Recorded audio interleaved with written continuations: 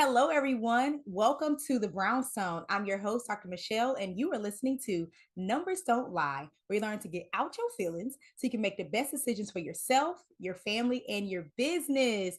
Well, guys, we are still in full swing with Financial Literacy Month. I hope you've been learning a lot. We've got money mindset, we've got just the basics of financial literacy. And now this week, we've been talking about family. I mean, we all love our family. Well, at least I hope you love your family. Okay. Most of the people in your family. We love our family. And for those of you that have children out there, nieces and nephews, if you're like me, you want to make sure you leave a legacy for them. But that doesn't just happen overnight. It doesn't happen because we wish it, we want it. It does require action on our part. So we've heard about we got to get our mind right. You free your mind, the rest will follow. It does start there with the mind. But again, if you just leave it there, I mean, it's just a dream, it's just a thought. But we are now learning how to put things in action. So, the goal of this month on Numbers Don't Lie is for you to take away something, at least one thing you can, I think you do too. I think you can take away at least two, something to change the trajectory of how you handle money and how your children will experience money. And so today is no different. We're going to be focusing on how you can better prepare your children for their future. So today's episode is called Money Talks, Financial Advice from a Money Coach for Kids. Have you ever met a money coach for kids? A money coach. First of all, do you know a money coach? If you don't, you about to meet another one. But this was she specializes in preparing your children.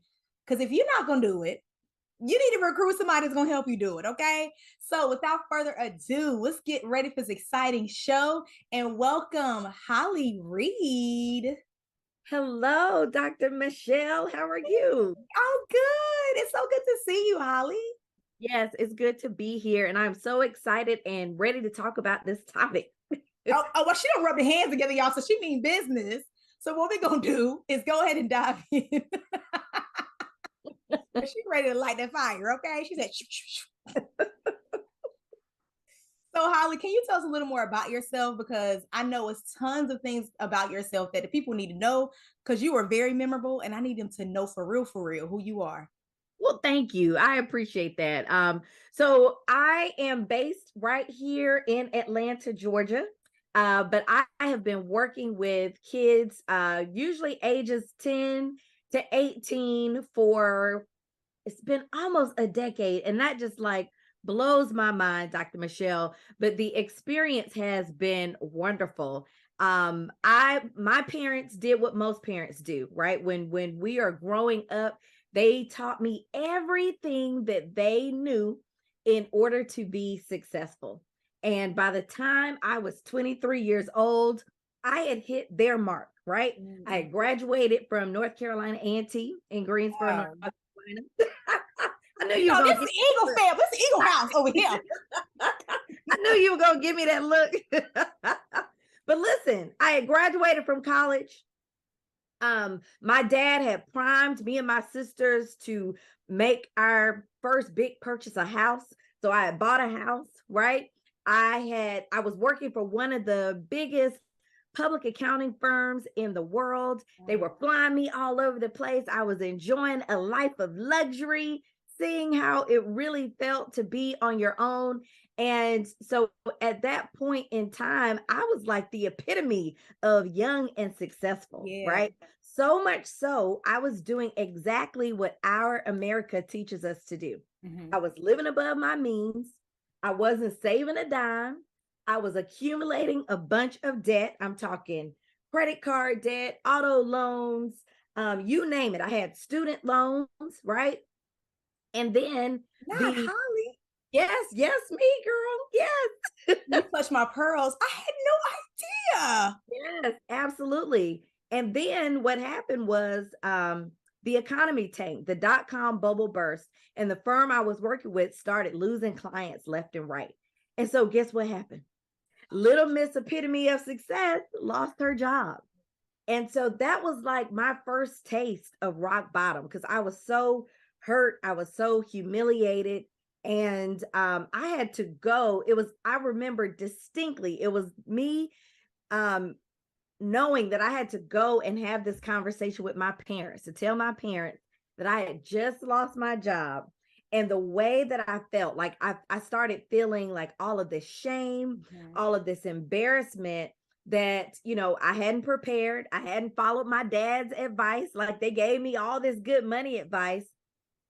And it was in that moment that I knew I needed to do something different. And so that's when I kind of dived into the personal finance space, started reading everything I could, going to different trainings, trying to get myself together to figure out what was going to work for me. And I managed to claw my way out of over $30,000 in debt. And let me tell you, when I did that, when that was like a serious accomplishment for me. And once I did that, I started preaching the debt-free gospel. Come I on wanted now. everyone I knew, I wanted everyone I didn't know to know and experience what it felt like on the other side of student loans, on Mhm. the other side of credit card debt. I wanted people to know what it felt like to have thousands of dollars saved up for your future. Like that was just freedom, knowing, that I had pretty much paid off everything except my mortgage, paid off everything except my mortgage. And I wanted other people to experience that. And so I actually started a Facebook group, trying to help people get out of debt. And what I realized is that I wasn't alone. Like this, my Mhm. story wasn't some special story, but it opened my eyes to there were so many people, especially in my age range and my age group, who were making the same mistakes Mhm. over and over again, but no one was really talking about it. Right. And I was like, well, what can we do? What can be the solution to this? And I was like, well, you know what? Maybe if I had started earlier, maybe if my parents had allowed me to practice managing money, because, my parent, it was four of us. So we didn't have allowance. My parents didn't have us. We didn't work, right? My oldest sister had a job, but the rest of us didn't work. And it was because my parents were like, we are not going to spend our free time running y'all to y'all jobs. That's not how this is going to work. That's not how we spending our free time, right? But, I just wonder, what if I had been exposed to some of these things earlier in life? What if they had taught this to me in school? Would my outcomes be different? Mhm. And that's when the spark went off that we need to start talking to our younger people about this, so that they can start, so that, some of these concepts won't be foreign to them, Yeah. so that they will have some experience and exposure to it sooner. And that's kind of how I started speaking specifically to this next generation and to a younger audience. Wow. Holly, I had no idea of the roller coaster ride that you went on. But everyone that's listening, that just go ahead and say thank you to her, because she took the L for all of us. Okay. All of us that have children out there. I mean, that's how we have to look at it when we think about our own life experience. One thing that I've learned to embrace is that it's not always for us, it's for someone else. And so Holly took the L for y'all. She took that roller coaster ride for you, so you don't have to, your children don't have to. So if you're between like the age of 18, 22, you lean on in. If you have Right. young children, definitely take a lesson from what Holly said. I wish I would have learned when I was a Mhm. child. That's information that she pulled back, like, oh, if I would have had that information then I could have made a different decision, or at least had the option to make a Right. different decision. Because it's not that we always would have. Right. Right. And I'm not saying that if somebody had showed me the way, I Yeah. would have been perfect. No, but what's the scripture? It's train up a child in the way that they should go, right? And when they depart, they will, whatever, they won't be far from it. They won't depart far from it. Don't have me quote you incorrectly on here. No, you paraphrase it nicely. I'm paraphrasing. So, but you get it, right? So Mhm. a lot of times it's just like when I come across young people now, they just don't know at all. They Yeah. had no idea, no exposure, no experience with credit cards. They didn't really understand how it worked behind the scenes. They Mhm. don't know the consequences. And so they get themselves into a lot of trouble pretty quickly. And instead of learning those hard lessons that way, let me tell you my story. let Yeah. me let me share the consequences. But also, let me tell you the benefits of credit. How can it help you? Yeah. How can it serve you? How can it propel you to grow your wealth faster? So it's not all about credit is bad and you Mhm. shouldn't use it, but you have to use it responsibly, right? And in order to do that, you have to know how to play the game. This is Yeah, all a game. Managing money is all a game. And it the sooner is. you learn the rules to the game, the sooner you can start capitalizing on it and really using it to your advantage to propel your financial future. That's good because I think a lot of times growing up, because you still hear it in big grown adults, the one-sidedness.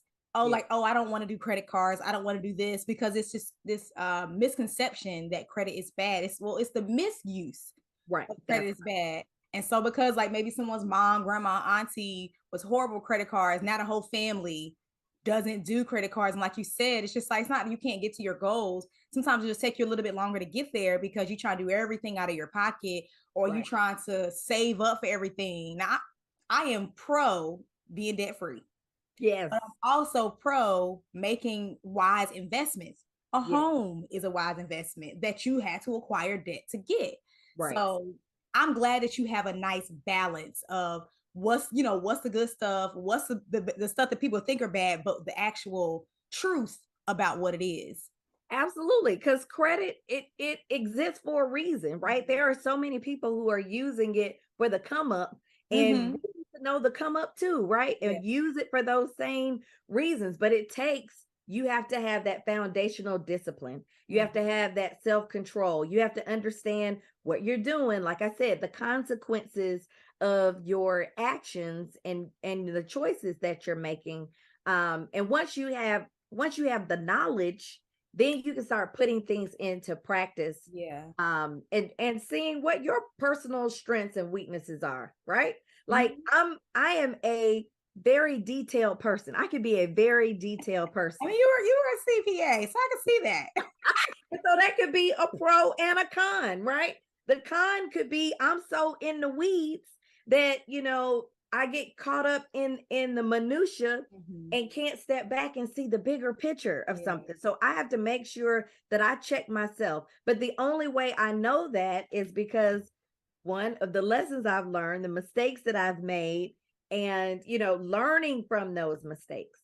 It's April, so at the Numbers Don't Lie podcast, we're going to be talking about financial literacy all month. So get ready to hear about all aspects of your life, from the mindset to family to real estate to investing. It goes from simple to complex. So get ready to hear from these experts, guys. They are phenomenal, and they're going to equip you with the information you need to take action so your next year can be better than this one. Get ready to count those coins and stack those ones because y'all, it's about to go down. So tune in to Numbers Don't Lie every single Tuesday and Thursday in April. You're listening to Numbers Don't Lie on KCCR The Brownstone with me, Dr. Michele. You guys can follow us on Brownstone Worldwide. That's on Facebook. Or you can check us out on brownstoneworldwide.com. And you can follow me, your host, Dr. Michele, on all things Mogul Beginnings. That's Mogul, Mogul, like Mogul with some money. Mogul Beginnings on Facebook as well as Instagram. You can also just Google it and I'll come up. So we are talking to Holly Reid, our money coach for kids. So my next question, Holly, is in your experience, and I'm pretty sure you got like personal experience, but you've also seen this too. In your experience, how does a child with early exposure to financial literacy fare compared to a child with, I would say, little to no exposure? Yes, there are multiple benefits to exposing your kids early to these basic foundational building blocks when we're talking about money management. And just so we're clear, what I mean by these basic foundational building blocks, they need to know like the relationship between working hard and being rewarded. Like, how do they earn money? Where does money come from? You need to be talking to your kids about saving and investing, about spending wisely, how to use a budget, how to create a budget, right? All the things. And what we have seen, not only in my money camps for kids that I run, but also research has shown the sooner that you introduce these topics, right? Have them practicing it, developing these skill sets. One of the benefits that immediately pops out to me is their confidence, Mm. right? Our kids, they want to know grown people stuff, right? They They want to do. feel, yes, honey. They, they mimic us. They want to dress like us. They want to, they want to talk like us, walk like us. And we think it's so cute, right? When they're little, but we also want them to mimic great financial habits, Yeah, they have to. healthy financial habits. And that's going to come through observation, right? And so there is a level of confidence that your child develops when they know more than their peers, Mm-hmm. right? When Mm-hmm. they know a little something that adults do and how things work, there's a confidence in the way that they move about, right? But more specifically, research has shown that when you start teaching these concepts, they have a chance to practice it, put it into practice, that they will take on less debt as they get Ooh. older, right? They will be more responsible because they're going to make different choices. Mm-hmm. Why? Because they have the information, they have the knowledge. They have at least been exposed to the warning signs. What are those Yeah. red flags that they need to stay away from or pay a little bit more attention to so they know how to maneuver around things? So you've also seen kids who have exposure at a younger age have increased savings rates, right? So they tend to have a savings account and contribute to that savings account on a more consistent basis. They have less of a view of everything being so self-centered and focused in the right now, that they have set goals for themselves where they are thinking about their future selves, and therefore that savings rate increase, right? So we've seen Absolutely. higher savings rate. We know we need that. We've seen them taking on less debt, which we know can get a lot of people into trouble and into that struggle phase, right? But then there's also that confidence. They have the ability to think critically Yeah. about different money choices and decisions that they make when you introduce financial education earlier and practice it often. That's good. I love it. And I can identify with the early exposure because, mom, I mean, for those of you that have been listening to Numbers Don't Lie since the beginning, episode one, you might want to go back and listen to episode one. I tell my story a little bit about my mom preparing me and how I remember, I mean, to even have a goal, like I literally, Holly, this is no lie. I had a goal when I left college to have $10,000 in my savings account. Woo! All right. What 21 year old is like from that was born in the 80s talks like that? Maybe now. I feel like maybe now because some of them they expose, they on YouTube, they making money from that. But back then it was not common. People was back there spending their refund checks that was loans. It's not common today. So let me tell you, it's not common Girl, I'm today. out of date. No, I'm saying you were ahead of your time. If that was one of your goals, having $10,000 in your savings account, that's unheard of. These kids aren't thinking about saving money. Mm, If anything, they're thinking about what they can buy. yeah, That's yeah. $10,000 or more, but they aren't thinking about how they're actually going to get that money, secure that money. They Mm-hmm. think, they can do something that's going to be instantaneous, and Mm-hmm. tomorrow they can go get that slingshot or whatever it is that they want. That's true. And then I remember, I mean, I grew up in a house. So I didn't really live in an apartment too much in my life. So I remember like once I was moving back from grad school, I was like, I don't want to rent. I want to buy a house. I don't want to throw my money away. Like I was like 21, 22, like maybe 20. No, I take that back. I was like 23, 24 because I had finished grad school, 2 year program. And I really did not want to rent. I ended up renting maybe like a year and some change. Yep. But I bought that house, baby. I was like 26. I was like, nah, we about to be throwing this money away. But you're right. I had early exposure, and my mom, like, I just, yeah, y'all heard about my mom. She was no joke. She was very organized, and she made sure we had early exposure to how we're supposed to spend money, like giving to church. Once you get this money, if it's gone, it's gone. And having to learn those lessons very early. Y'all Yeah. heard me. I couldn't go to that school dance. I ran completely out of money. And I knew I couldn't ask her. It was like, Yeah. that was a consequence, but I learned my lesson. I never run out of money again. So you're right. Like just the early exposure, I didn't have any student loan debt. I mean, I had a savings account. I was able to do things that my peers wasn't able to do. So it did kind of feel a little bit good. It's like people kind of know you for being like this person, like, oh yeah, Michelle, she got it together. But then they Right. also want to ask you for money sometimes. Don't ask me for money because them in the main one don't want to pay you back. Still put Right. owe me money out there. I forgive you and all if you listen. Oh Lord. Listen, no, you are bringing up some great points, and I'm glad you can relate, or at least had that early exposure experience. Because I'll tell you, Dr. Michelle, that's one of the things that a lot of parents miss out on. Like your kids want nothing better than to make you proud. They Mm-hmm. want nothing better than to know that you are making your parents happy, that they have your approval, right? And so a lot of the mistakes I see parents make is they don't even set expectations for their kids. Like Wow. you were saying that your mom was like, okay, when you get your money, you're gonna tithe, you're Mm-hmm. gonna, and the rest is for whatever else you want to spend your money on.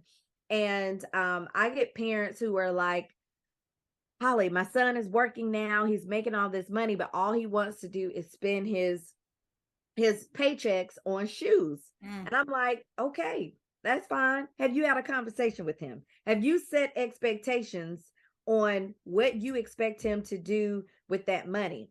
And she came back, well, that's his money. That's the money that he's earned. I was like, yep, but is he He's still doing living in your exactly house? what he wants to do. Like, is he Sounds still like you set him living up for that. right?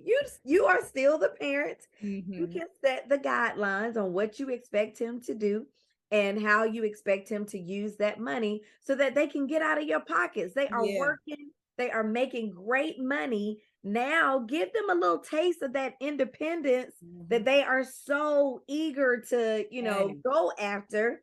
Some of them. So you got some on the girl. spectrum, some who are motivated, ready to go, ready to do their thing. And then you have others where we have made it so comfortable for them, they Mhm. don't want to do nothing. Yeah. They don't plan to move out. They plan to keep living in your house, Yep. enjoying all the benefits of, being a well kept woman or well kept man by their mama and their daddy.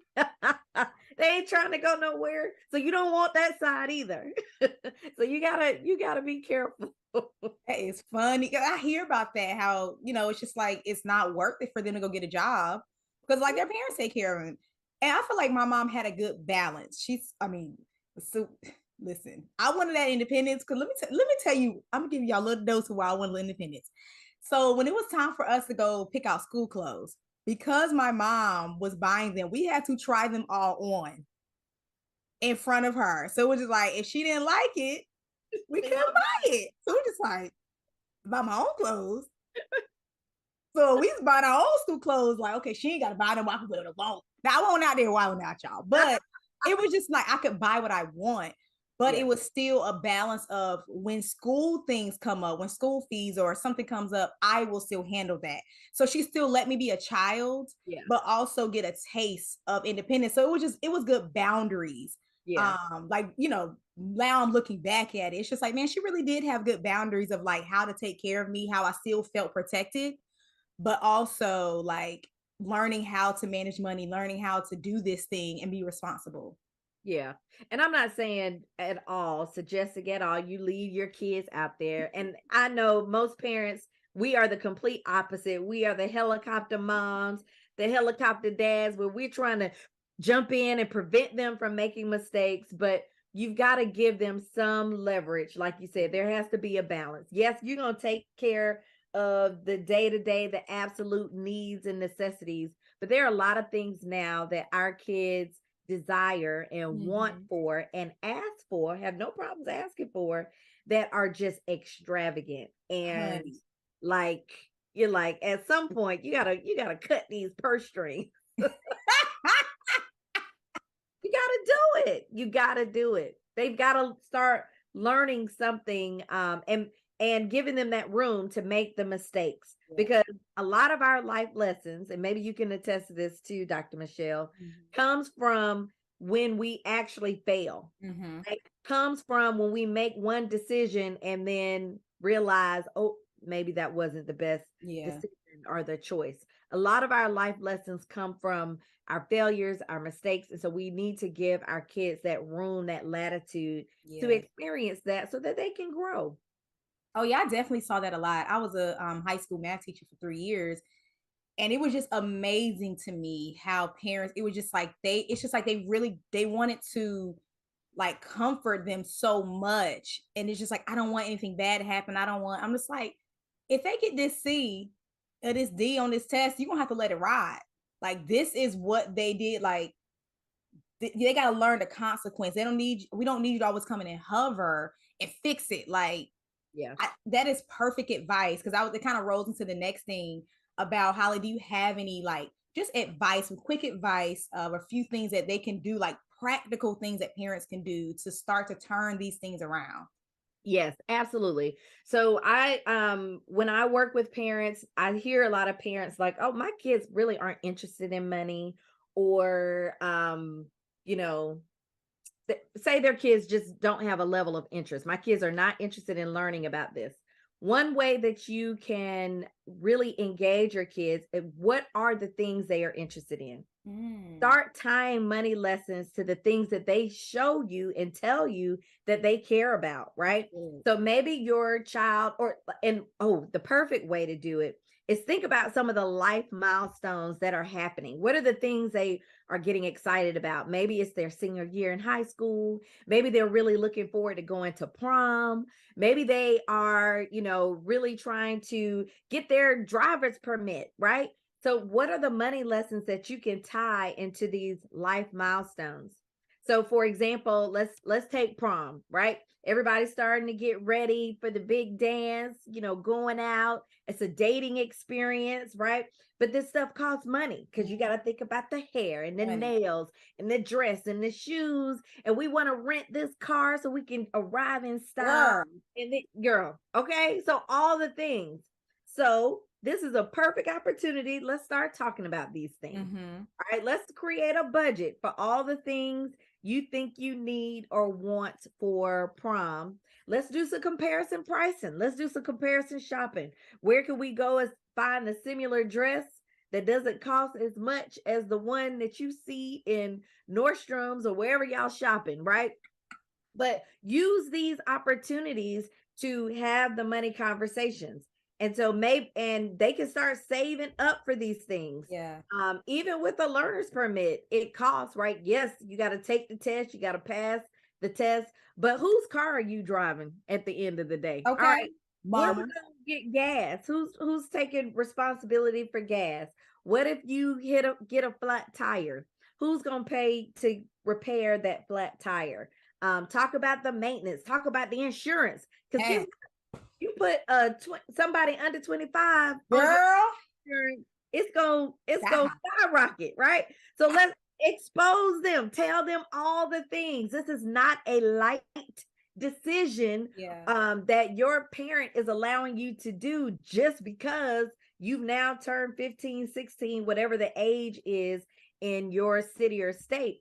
But let them know this is a financial decision as well. And so they need to understand it, right? Absolutely. Not only understand it, but if possible, also contribute to it. Yeah, I like that. So that they can get some practice, experience.